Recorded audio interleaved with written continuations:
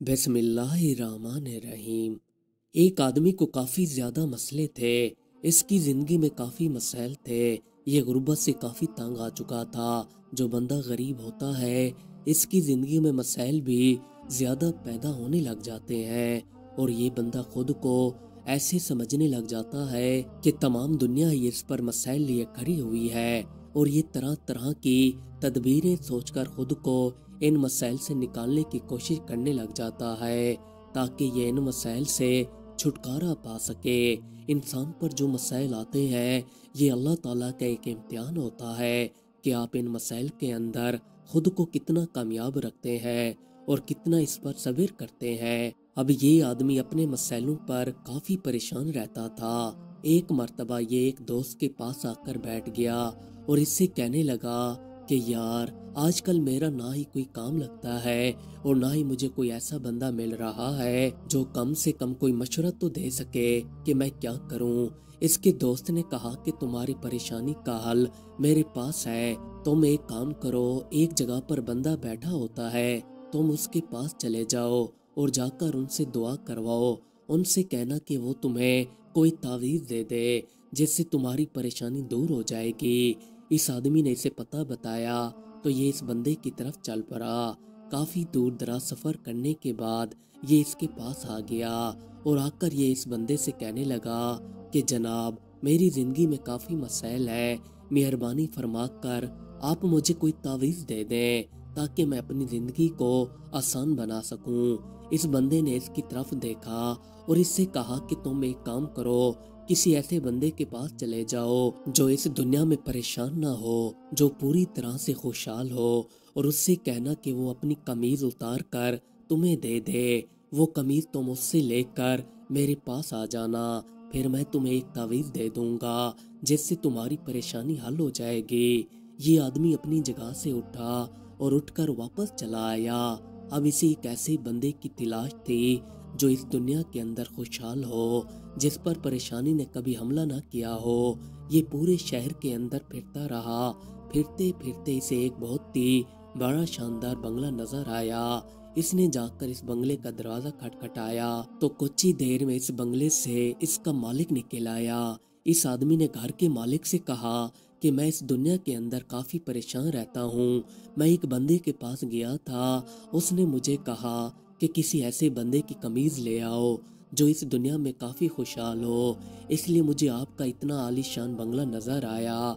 मैंने सोचा कि आप काफी खुशहाल होंगे क्योंकि ऐसा अमीर घर कोई आम बंदा नहीं बना सकता। ऐसा घर तो एक खुशहाल बंदा ही बना सकता है।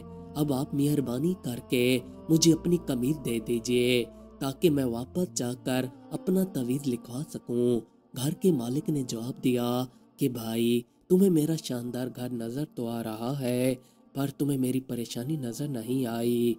मैंने ये घर इतनी आसानी से नहीं बनाया।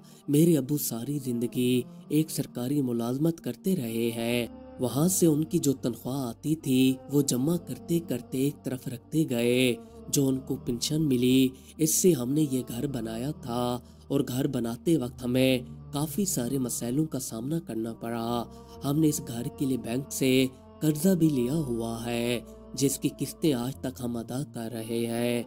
अब तुम ही बताओ कि इस मुश्किल घड़ी में मैं कैसा होऊंगा। मेरा कोई इतना अच्छा कारोबार तो नहीं है, मैं भी एक सरकारी मुलाजमत करता हूँ जिससे बस घर का ही गुजारा चल रहा है और ऊपर से बच्चों के खर्चात अलग से हैं। उनकी फीसें अदा करने के लिए हर महीने के आखिर में मुझे किसी से उधार लेना पड़ता है। अब तुम ही बताओ मैं किस नज़र से तुम्हें खुशहाल नजर आ रहा हूँ। जब इस बंदे ने घर के मालिक की ये बातें सुनी तो इसे अपने मसाइल कम नजर आने लगे। ये इन घर के मालिक का शुक्रिया अदा करके वापस आते हुए इससे कहने लगा कि आपने मुझे इतना कीमती वक्त दिया है, यही काफी है। ये इससे इजाजत लेकर वापस चला आया। इसे अब एक ऐसे बंदे की तलाश थी जो किसी भी मुश्किलात का सामना न कर रहा हो।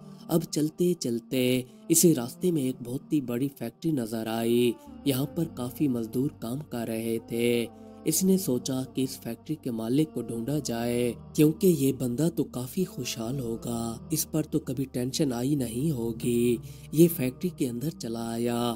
یہاں پر اس نے مزدوروں سے پوچھا کہ فیکٹری کا مالک کون ہے، تو انہوں نے بتایا کہ اس فیکٹری کا مالک دوسری منزل پر اپنے آفس میں بیٹھا ہے۔ تو یہ اس فیکٹری کے مالک کے دفتر کی طرف چل پڑا۔ یہاں پر آ کر اس نے دیکھا تو فیکٹری کا مالک آفس میں بیٹھا ہوا تھا۔ اس نے آ کر فیکٹری کے مالک سے کہا کہ مجھے آپ کی قمیض چاہیے۔ فیکٹری کے مالک نے کہا کہ بھائی تمہیں میرا قمیض کیوں چاہیے؟ اس نے جواب دیا کہ میں پریشانیوں کی وجہ سے کافی تنگ تھا، تو میں ایک ایسے بندے کے پاس گیا کہ اس سے مدد لے سکوں۔ میں نے اس سے کہا کہ مجھے ایک تعویذ لکھ کر دو۔ اس نے کہا کہ جو بندہ اس دنیا میں خوشحال ہو تم جا کر اس کا قمیض لے آؤ، کیونکہ میں کافی پریشان رہتا ہوں، تو اس کے تعویذ لکھ دینے کی وجہ سے میری پریشانی دور ہو جائے گی۔ فیکٹری کے مالک نے کہا کہ کیا تمہیں میں خوشحال نظر آ رہا ہوں؟ اس نے کہا کہ ہاں، آپ سے زیادہ خوشحال اور کون ہو سکتا ہے؟ آپ کے ہاں کافی ملازم کام کر رہے ہیں اور آپ نے ایک بہت بڑی فیکٹری لگا رکھی ہے۔ فیکٹری کے مالک نے کہا کہ بھائی تمہاری بہت بڑی بھول ہے، سب سے زیادہ مسائل تو مجھ پر ہے، کیونکہ میری فیکٹری دیوالیہ ہو چکی ہے۔ میں نے حکومت سے قرض لے رکھا تھا، جس کی وجہ سے اگر میں فیکٹری کو بند کرتا ہوں تو میری فیکٹری کی زمین کی بولی لگنا شروع ہو جائے گی۔ اب میں مزدوروں کی تنخواہ اپنے دوستوں سے لے کر دے رہا ہوں۔ مجھ پر ایسے مسائل آن پڑے ہیں جو کہ حل ہونے کا نام نہیں لے رہے، اور تمہیں میں خوشحال دکھائی دے رہا ہوں۔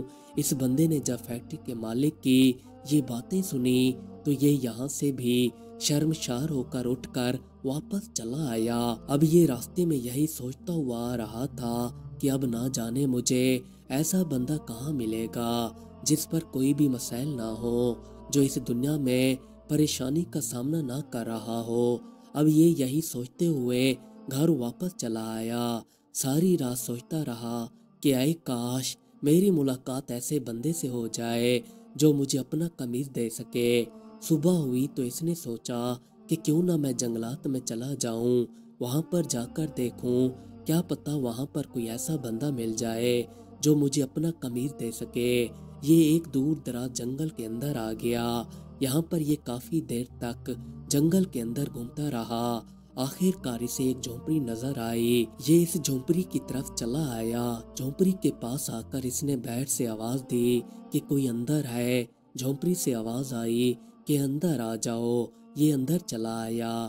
جھونپڑی کے اندر آ کر اس نے دیکھا تو ایک بزرگ چادر کے اندر بیٹھے ہوئے تھے۔ بزرگ نے اس سے پوچھا کہ سناؤ کیسے آنا ہوا؟ اس آدمی نے کہا کہ میں کافی پریشان ہوں، مجھے پریشانی نے کافی تنگ کیا ہوا تھا۔ میں ایک بندے کے پاس گیا، اس نے کہا کہ تم ایک ایسے بندے کا قمیض لے کر آؤ جو پریشان نہ ہو۔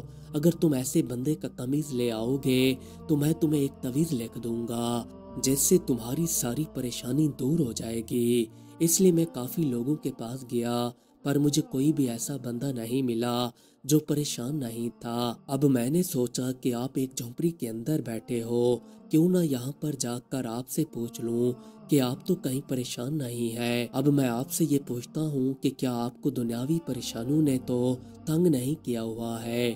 بزرگ نے کہا کہ نہیں، تم ٹھیک جگہ پر آئے ہو، مجھے کوئی بھی پریشانی نہیں ہے اور نہ ہی کوئی دنیا کی فکر ہے۔ یہ آدمی شکر ادا کرنے لگا کہ چلو کوئی تو ایسا بندہ ملا جو پریشان نہیں ہے۔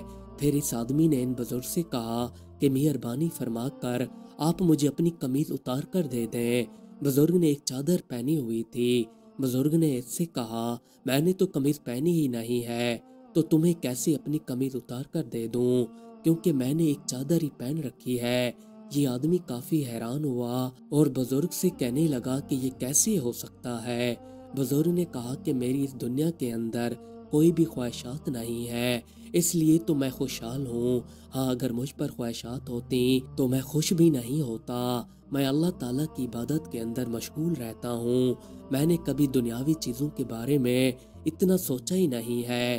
بس اب تو موت کا انتظار ہے کہ کب موت آ کر ہمیں اس دنیا سے لے جائے گی۔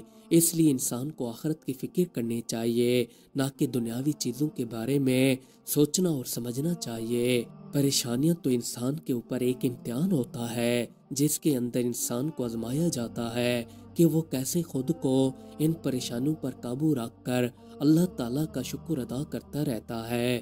جب اس آدمی نے بزرگ کی یہ باتیں سنی تو اس کی ساری پریشانیاں خود دور ہوتی گئیں۔ اس نے بزرگ کا شکریہ ادا کیا اور آئندہ کے لیے اپنی پریشانیوں کو دماغ پر حاوی نہیں ہونے دیا۔ مزید اچھی ویڈیوز دیکھنے کے لیے ہمارے چینل کو سبسکرائب کر لیں۔ شکریہ۔